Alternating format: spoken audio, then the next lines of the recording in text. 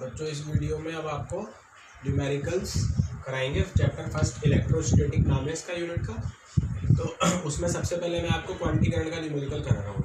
ठीक है, देखो क्या है न्यूमेरिकल। किसी धातु के गोले को, एक धातु का गोला है, उसको 1 कूलम आवेश से धनावेशित करना है।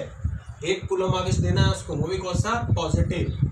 तो उससे कितने इलेक्ट्रॉन निष्कासित करने पड़ेंगे, तो उसमें से कितने इलेक्ट्रॉन हमें बाहर निकालने पड़ेंगे, ये हमें पता करना है। किसी भी गोले को 1 कूलम आवेश देना है, वो भी कैसा, धनावेश। तो उससे कितने इलेक्ट्रॉनों को निकालना पड़ेगा। तो सबसे पहले गिवन लिखो। क्वेश्चन को करने का यही तरीका होता है। तो 1 कूलम तो आवेश है, मतलब क्यू हमें दे रखा है 1 कूलम। ठीक है, और हमसे पूछ रहा है कितने इलेक्ट्रॉन, मतलब एन पूछ रहा है, इलेक्ट्रॉनों की संख्या। आपने क्वांटीकरण का फॉर्मूला पढ़ा था, क्यू बराबर एन ई। तो हमें आवेश दे दिया जाए और कितने इलेक्ट्रॉन निकालने पड़ेंगे या वस्तु में डालने पड़ेंगे ये पूछा जाए, तो हम आवेश के क्वांटीकरण का सूत्र लगा देंगे। सूत्र है क्यू बराबर एन ई। ठीक है, इस से एन का फॉर्मूला आ जाएगा क्यू अपॉन ई। तो क्यू तो बच्चों हो जाएगा 1 कूलम, क्यू की वैल्यू 1 हो गई, और ई 1.6 इंटू 10⁻⁻19। अब इसको सॉल्व करना है बस आपको। तो क्या करो, पहले -19 को ऊपर ले जाके +19 कर दो। 1.6 को मत ले जाना ऊपर बच्चों, 1.6 तो यहीं रहेगा, केवल पावर ऊपर जाएगी और माइनस की पावर प्लस हो जाती है ऊपर जाके।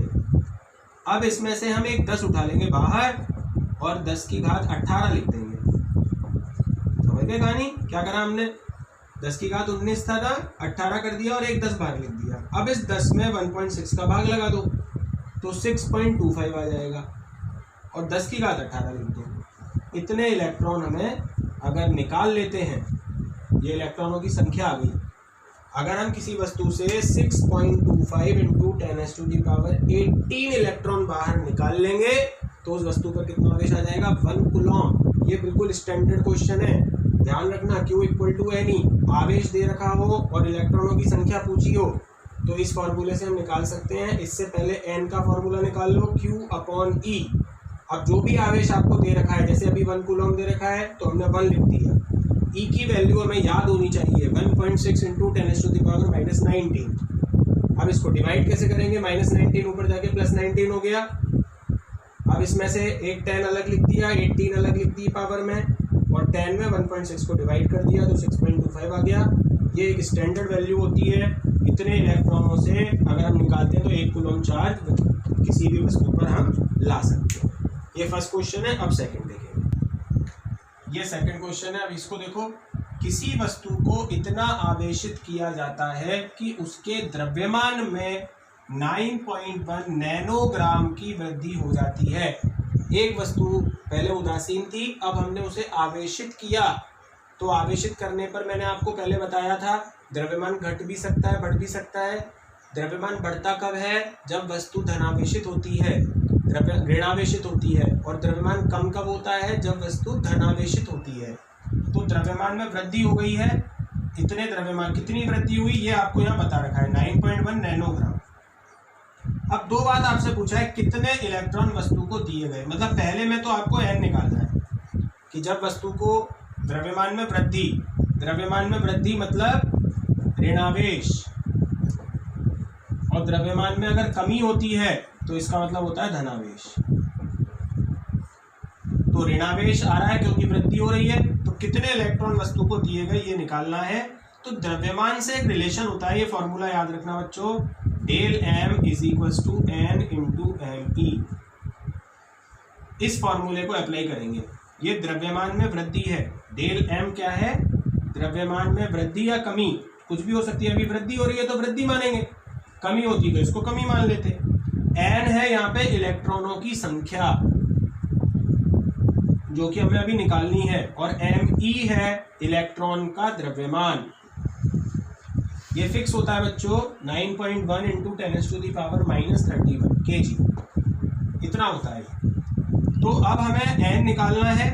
हमें द्रव्यमान में वृद्धि डेल एम दे रखा है। डेल एम कितना दे रखा है हमें, 9.1 नैनोग्राम। तो पहले तो नैनो का मतलब होता है 10 की घात -9, तो नैनो की जगह 10 की घात -9 लिख दो। लेकिन ये ग्राम है और हमारे पास किलोग्राम में है इलेक्ट्रॉन का द्रव्यमान, तो इसको भी किलोग्राम में बदल दो। किलोग्राम में बदलने के लिए हम 10 की घात -3 का गुणा कर देते हैं, तो ये ग्राम किस में बदल जाता है, किलोग्राम में। -3 का गुणा, तो ये हो जाता है 9.1 × 10 की घात -12 किलो। ये डेल एम आ गया। एम ही है ही, एन फाइंड करना है, तो एन का क्या फॉर्मूला बनेगा यहाँ से, del m upon m e, और डेल एम की वैल्यू उठा के हम यहाँ से रखेंगे। ये डेल एम है 9.1 × 10⁻⁻12 और एम ई की वैल्यू हम यहाँ से लिखेंगे 9.1 × 10 की घात -31। 9.1 से 9.1 कट हो जाएगा, ये पावर ऊपर जाके प्लस की हो जाएगी और ये माइनस की है। 31 में से -12 करेंगे तो पावर 19 बच जाएगी। मतलब पहला काम हमारे पास इलेक्ट्रॉन की संख्या आ गई। कितने इलेक्ट्रॉन उस वस्तु पे आ चुके हैं, 10 की घात 19 इलेक्ट्रॉन। तो ये फॉर्मूला आपको याद रखना है। द्रव्यमान में वृद्धि या कमी होती है जब भी वस्तु को आवेशित करते हैं, तो या तो उसका द्रव्यमान बढ़ता है या घटता है। ये द्रव्यमान में वृद्धि या कमी है। एन कितने इलेक्ट्रॉन उस पर आए या गए, उनकी संख्या है, इलेक्ट्रॉनों की संख्या। और एम ई इलेक्ट्रॉन का द्रव्यमान है जो आपको याद करना है। ये याद रखोगे आप। आवेश भी याद रखना होता है इलेक्ट्रॉन का 1.6 × 10 की घात -19, और इलेक्ट्रॉन का द्रव्यमान भी याद रखना होता है एम ई। अब यहाँ से एन का फॉर्मूला निकालोगे, del m upon m e. Del m आपने जो दे रखा है 9.1 नैनोग्राम को आपने किलोग्राम में बदला है। डेल एम की वैल्यू यहाँ डाल दी, एम ई की वैल्यू यहाँ से उठा के डाल चुके हो आप। 9.1 से 9.1 कट हो जाएगा, ये माइनस की पावर ऊपर जाके प्लस की हो जाएगी, ये माइनस का है। 31 में से -12 करोगे, इतने इलेक्ट्रॉन्स आ जाएंगे। ये इसका एक पार्ट हो गया। अब दूसरे में पूछा है आवेश का मान और प्रकृति, सेकंड में। तो कुछ नहीं है, अब आपके पास इलेक्ट्रॉन की संख्या आ गई। अब आप आवेश भी निकाल सकते हो। आवेश कौन से फॉर्मूले से निकाल लोगे, एन ई। एन आपके पास 10⁻⁹ आ गया है। एन का मान आ चुका है ना 10 की घात 19, और ई कितना होता है 1.6 × 10 की घात -19। ये इलेक्ट्रॉन पर आवेश है। ये -19 या +19 कट हो गया, आवेश आ गया 1.6 कूलॉम। इतना आवेश उस वस्तु पे आ चुका होगा, ठीक है। और प्रकृति पूछी है, तो जब मैंने बताया वृद्धि होगी, क्या होगी, वृद्धि, तो कैसा आवेश आएगा, ऋण आवेश। तो द्रव्यमान में वृद्धि होने की वजह से जो आवेश होगा वो कैसा होगा, ऋण आवेश, क्योंकि उसके पास एक्स्ट्रा इलेक्ट्रॉन आ गए होंगे। और जब इलेक्ट्रॉनों में के मान में वृद्धि हो जाती है तो ऋण आवेश आ जाता है, इलेक्ट्रॉन में कमी होती है तो धन आवेश आ जाता है। तो यहाँ पर हम प्रकृति भी बता सकते हैं इसकी, ऋण आवेश। ये सेकंड क्वेश्चन है, इसको देखो ध्यान से। थर्ड बताता हूँ मैं। ये है थर्ड क्वेश्चन बच्चों। 1 कप जल है आपके पास। 1 कप जल का मतलब होता है 250 ग्राम जल। ये आप याद रखना, 1 कप जल मतलब 250 ग्राम जल। इसमें कितने धनावेश और कितना ऋणावेश होगा, 1 कप जल के अंदर कितना धनावेश कितना ऋणावेश अलग अलग बताना है। टोटल मिला के तो 0 होगा, लेकिन अलग अलग बताना है कि धनावेश कितना होगा और ऋणावेश कितना होगा। तो बच्चों सबसे पहले जल की बात करते हैं, H2O। इसका अगर अणुभार निकालें तो 2 हाइड्रोजन है, एक हाइड्रोजन का 1 होता है तो 2 हाइड्रोजन का 2, ऑक्सीजन का होता है 16। तो इसका अणुभार कितना हो गया, 18। सबसे पहले हमने H2O का अणुभार निकाल लिया, ये अणुभार आ गया। अब अणुभार को ग्राम में अगर लिखते हैं, जैसे 18 ग्राम, तो ये हो गया 1 मोल। 18 ग्राम का मतलब क्या होता है, 1 मोल H2O। और 1 मोल H2O में कितने अणु होते हैं, आवोगाद्रो संख्या के बराबर। ये आप याद रखना हमेशा, और ये आपने केमिस्ट्री में पढ़ा भी होगा। सबसे पहले जो भी हमें पदार्थ दिया जाता है उसका अणुभार निकालते हैं, फिर उस अणुभार को ग्राम में लिख लिया जाता है। ये हो जाता है 1 मोल हो जाता है उस पदार्थ का। जैसे H2O का अणुभार 18 था, तो 18 ग्राम H2O का मतलब 1 मोल H2O। और इसमें कितने H2O की अणु होंगे, आवोगाद्रो संख्या के बराबर। तो 18 ग्राम में इतने अणु हो गए बच्चों। इतनी बात, पहली बात हमें समझ में आ गई कि 18 ग्राम मतलब 1 कप जल का मतलब हो गया 250 ग्राम। लेकिन हमारे पास कितने में आए, 18 ग्राम में इतने अणु आ गए, ठीक है।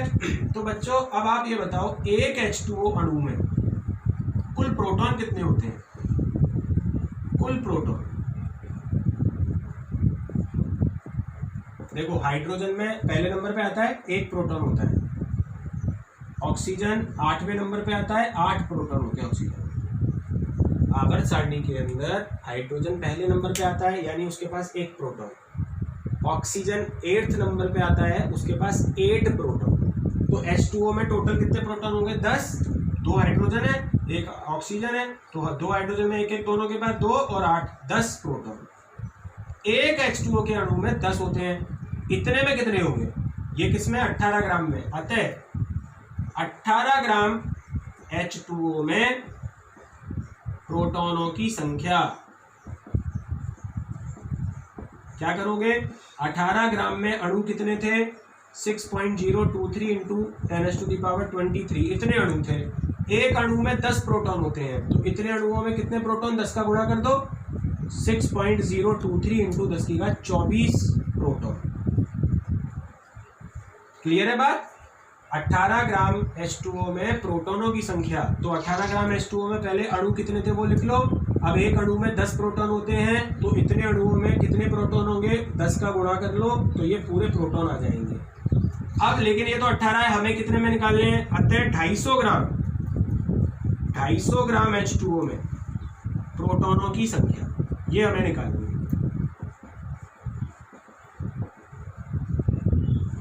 तो ये हमारे पास कितने में आया? 18 ग्राम में। कितने में आया? 18 में। तो 6.023 इंटू 10⁻24 अपॉन 18, ये जो राशि होती है अपॉन में जाती है, और जितने में निकालना है उसको इंटू कर देते हैं, इंटू 250। तो बच्चों 250 ग्राम में इतने आ गए हमारे पास प्रोटॉन, इतने प्रोटॉन आ गए हमारे पास। अब एक प्रोटॉन पर आवेश कितना होता है? एक प्रोटॉन पर धनावेश होता है, जो कि होता है 1.6 इंटू 10⁻−19 कूलॉम। तो इतने प्रोटॉनों पर कितना आवेश होगा? अतः 250 ग्राम H2O में, 250 ग्राम H2O में कुल धनावेश। तो ये जो डिजिट आपके पास आई है, यहां लिख रहा हूं मैं 6.023 इंटू 10⁻24 अपॉन 18 इंटू 250, इतने प्रोटॉन है। तो इन सभी प्रोटॉनों पर कितना आवेश होगा? एक प्रोटॉन पर जो आवेश होता है उसको गुणा कर दो इसमें, तो इसका गुणा करने पर आपके पास 1.337 इंटू 10⁻7 कूलॉम आ जाएगा। ये इस पर 250 ग्राम जल में टोटल आवेश आ गया, वो भी कैसा? धनावेश। ये पॉजिटिव आया है। ठीक है, एक बार रिपीट कर रहे हैं।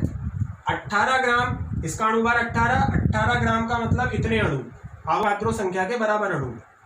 एक अणु में 10 प्रोटॉन, तो इतने अणुओं में कितने प्रोटॉन? 10 का और गुणा कर दिया, ये 18 ग्राम में प्रोटॉनों की संख्या आ गई। तो 250 ग्राम में कितने प्रोटॉन, उसको निकालने के लिए ये डिवाइडेड बाय ये इंटू ये।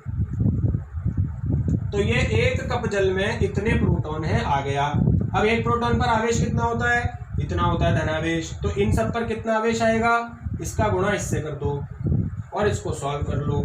तो 1 कप जल में इतना धनावेश होता है बच्चों, और जितना धनावेश होता है उतना ही ऋणावेश होता है, और दोनों मिला के 0 होते हैं। तो अगर ऋणावेश भी पूछे तो भी इतना ही होगा, क्योंकि 10 प्रोटॉन है, 10 ही इलेक्ट्रॉन है H2O के पास।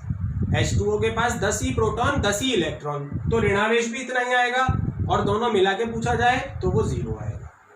ये आपका 3rd क्वेश्चन है। इसको 1-2 बार आप रिपीट करना, अच्छी तरीके से देखना, समझना, आ जाएगा।